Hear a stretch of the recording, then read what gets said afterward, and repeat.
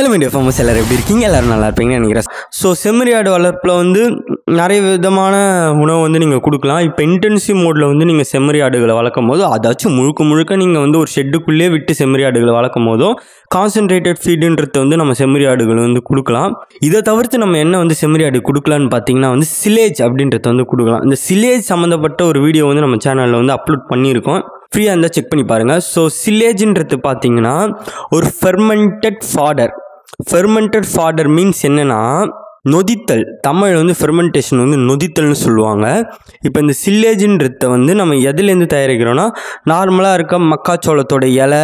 So பெரும்பாலும் வந்து இந்த சில்லேஜ் ப்ரொடக்ஷனுக்கு வந்து நம்ம பயன்படுத்துறது வந்து மக்காச்சோளத்தோட இலை தான். ஸோ அந்த மக்காச்சோளத்தோட இலையை வந்து சின்னதாக வெட்டி ஒரு குழி தோண்டுவோம். அந்த குழியில் வந்து தார்பாலினை ஃபஸ்ட்டு விரிப்போம். ஸோ அந்த தார்பாலின்குள்ளே வந்து இந்த மக்காச்சோளத்தோட இலையை வந்து போடுவோம். இப்படி போட்டு அதை ஒரு குறிப்பிட்ட நாள் வரைக்கும் நம்ம நுண்ணுயிர்களை பயன்படுத்தி நொதிக்க விடுவோம், ஃபெர்மெண்ட் பண்ணுவோம். அப்படி ஃபெர்மெண்ட் பண்ணும் போது நம்மளுக்கு என்ன ஆகும்னா, இப்போ நார்மலாக வந்து நம்ம ஃபாடரை வந்து நம்ம செம்மறி ஆடுக்கு கொடுக்கும் போதும் அது வந்து அதுலேருந்து எடுத்துக்கூடிய நியூட்ரிஷன், இப்போ செம்மறி ஆடு வந்து அந்த ஃபாடரை சாப்பிட்டோன்னே அது போய் அது வயிற்றில் வந்து ஜீரணசக்தி ஆகும். அப்படி ஜீரணசக்தி ஆகும் போதும் என்ன ஆகும்னா எல்லா நியூட்ரியன்ஸும் வந்து எல்லா விதமான சத்துக்களையும் பார்த்திங்கன்னா செம்மறி ஆடு வந்து எடுத்துக்காது அதோட உடம்பு. ஒரு சிலது வந்து வேஸ்ட்டாக வந்து வெளியில் போயிடும். ஸோ அதை தடுக்கிறதுக்கு நம்ம என்ன பண்ணுவோம்னா இதுமாரி ஃபெர்மெண்ட் பண்ணி சில்லேஜாக வந்து நம்ம செம்மறி ஆடுக்கு வந்து அதோட உணவு வந்து கொடுக்கும் போதும் இப்போ அது இந்த சில்லேஜுன்றது பார்த்திங்கன்னா அதே ஃபாடர் தான், அதே கண்டென்ட் தான். பட் ஆனால் வந்து இப்போ அந்த மைக்ரோ ஆர்கானிசம் வந்து இதை நொதிக்க வச்சு ஃபெர்மெண்ட் பண்ணி வேறு ஒரு இது ப்ரொபோர்ஷனில் வந்து மாற்றிருக்கும். ஸோ என்ன ஆகும்னு பார்த்தீங்கன்னா அந்த டைஜஷன் ப்ராசஸ்ன்றத அங்கே மைக்ரோ ஆர்கானிசமே பாதி பண்ணிடுச்சு. ஸோ அதனால் வந்து செம்மறி ஆடு தனியாக வந்து அதுக்கு எந்த எனர்ஜியும் போட்டு பண்ண தேவை.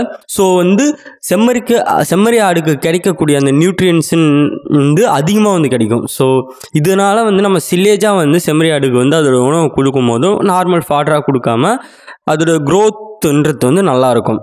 இப்போ நம்ம செம்மறி ஆடு வளர்க்கும் போது ஒரு நாளைக்கு கிட்டத்தட்ட 2லேருந்து 2.5 கிலோ வரைக்கும் ஒரு அடல்ட் ஷீப்புக்கு வந்து நம்ம வந்து சில்லேஜை வந்து கொடுக்கலாம். 2 வேளையாக இதை வந்து ஸ்ப்ளிட் பண்ணி வந்து கொடுக்கலாம், காலையிலையும் ஈவினிங்கும் வந்து கொடுக்கலாம். ஸோ இதை தவிர்த்து நம்ம சில்லேஜை வந்து இப்போ மெயின் ஃபீட் சோர்ஸாக வந்து நம்ம ஷீப்புக்கு வந்து வைக்கிறோம் கான்சன்ட்ரேட்டரை தவிர்த்துட்டு அப்படின்னு பார்த்தீங்கன்னா அப்போ வந்து ஒரு சில ப்ரோட்டீன் சோர்ஸ்லாம் வந்து நம்ம கொடுக்குற மாதிரி இருக்கும். இதுக்கு வந்து லியூசிரின் அப்படின்ற ஒரு ஃபாடரை வந்து நம்ம பயன்படுத்தி கொடுக்கலாம். நீங்கள் இந்த சில்லேஜ் கொடுக்கும்போது என்ன பண்ணலான்னு பார்த்தீங்கன்னா வந்து ஒரு 10 கிராம் மினரல் மிக்சர் வந்து சேர்த்து கொடுக்கும்போதும் அது உடம்புல கால்சியம் அப்புறம் அயன் இந்த எலமெண்ட்லாம் வந்து சேரும். ஸோ இதெல்லாம் சேரும் போதும் பால் பற்றாக்குறைன்றது வந்து குட்டி போடும் போது ஆகாது. முக்கியமாக வந்து பெண் ஆடுகளுக்கு வந்து இதை வந்து நம்ம கண்டிப்பாக வந்து பண்ணணும். இது மட்டும் இல்லாமல் நம்மளே ஃபீடை வந்து தயாரிக்கலாம். ஒரு சில கிரெயின், உடஞ்ச கிரெயின்ஸ், புரோக்கன் கிரெயின்ஸ்னு சொல்லுவாங்க, இதை பயன்படுத்தி அப்புறம் வந்து புண்ணாக்கு, இது எல்லாத்தையும் வந்து ஒரு சரியான ப்ரொபோர்ஷனில் ஆயில் கேக்கு.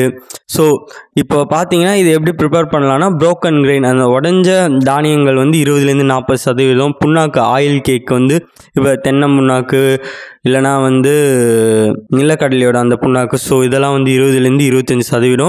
அதுக்கடுத்து வந்து பிராண்ட், இதுவும் வந்து நம்ம பயன்படுத்தி அது கூட வந்து 2% வரைக்கும் நம்ம மினரல் நியூட்ரியன் மிக்சரை வந்து ஆட் பண்ணி இது எல்லாத்தையும் கலந்து நம்மளே கூட ஒரு கான்சன்ட்ரேட்டட் ஃபீடை வந்து நம்ம ஷீப்புக்கு வந்து பண்ண முடியுன்ற மாதிரி சொல்கிறாங்க.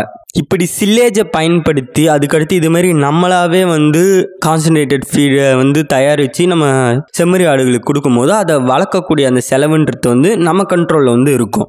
1 ஏக்கர் நிலம் இருந்துச்சுன்னா நம்மளால் வந்து 40லேருந்து 45 செம்மறி ஆடுகள் வரைக்கும் வந்து வளர்க்க முடியும்.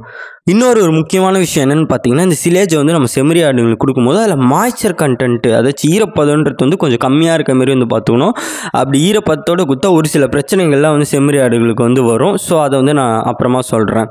இது இல்லாமல் வேறு எந்த முறையில் வந்து நம்ம செம்மறி ஆடுகளுக்கு செமி இன்டென்சிவ் சிஸ்டமில் உணவு கொடுக்கலான்னு பார்த்தீங்கன்னா ஒரு சில ஃபாடர் ட்ரீஸை வந்து பயன்படுத்தலாம். மல்பரியோட இலையை வந்து கொடுக்கலாம். அதுக்கடுத்து வந்து செஸ்பானியாவோட இலை, இது மாதிரி ஒரு சில மரங்களை நீங்கள் ஷெட்டை சுற்றி வளர்க்குறது மூலமாகவே, அந்த ஷெட்டை சுற்றி அந்த மரங்களை வந்து வளர்க்குறது மூலமாகவே நம்ம அதோட டிரான்ஸ்போர்ட்டேஷன் காஸ்ட்டு அந்த டைமெல்லாம் வேஸ்ட் பண்ணாமல் நம்ம இந்த மரங்கள், இந்த ஃபாடர் ட்ரீஸை பயன்படுத்தி வந்து நம்ம வந்து கொடுக்க முடியும். மைக்ரோ நியூட்ரியன்ஸுன்றத வந்து கண்டிப்பாக வந்து நம்ம இந்த ஆடுகளுக்கு வந்து கொடுக்கணும். ஸோ எந்தெந்த விதத்திலாம் வந்து நம்ம இப்போ செம்மறி ஆடுகளுக்கு உணவு கொடுக்கலான்னு பார்த்தீங்கன்னா சில்லேஜ் பயன்படுத்தி கொடுக்கலாம், செமி இன்டென்சிவ் சிஸ்டமில் ஓப்பன் கிரேசிங் வந்து பாசிபிள் இல்லை.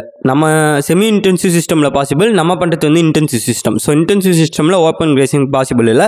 ஸோ நம்ம வந்து சிலேஜ் மூலமாக வந்து கொடுக்கலாம், கான்சன்ட்ரேட்டட் ஃபீட் வாங்கிட்டு வந்து கொடுக்கலாம், இல்லைனா நம்மளே கான்சன்ட்ரேட்டட் ஃபீட் ரெடி பண்ணி கொடுக்கலாம். அதுக்கடுத்து வந்து ஃபாடரை நம்மளே க்ரோ பண்ணி லேண்டில் க்ரோ பண்ணி வந்து கொடுக்கலாம். அது மட்டும் இல்லாமல் பெரினியல் ட்ரீஸ், ஃபாடர் ட்ரீஸை வந்து நம்ம ஷெட்டை சுற்றி வளர்க்கறது மூலமாக அது மூலமாகவும் இதோட உணவு தேவையை வந்து கட்டுப்படுத்தி கொடுக்கலாம். இது எல்லாத்தையுமே வந்து ஷெட்டில் ஒரு லைன் ரோவாக வச்சு நம்ம வந்து கொடுக்கணும். இந்த வீடியோ பிடிச்சா லைக் பண்ணுங்கள், ஷேர் பண்ணுங்கள், கமெண்ட் பண்ணுங்கள். மறக்காமல் நம்ம சேனலை சப்ஸ்கிரைப் பண்ணிவிட்டு பக்கத்தில் இருக்க பெல் ஐக்கானை ப்ரெஸ் பண்ணிக்கோங்க.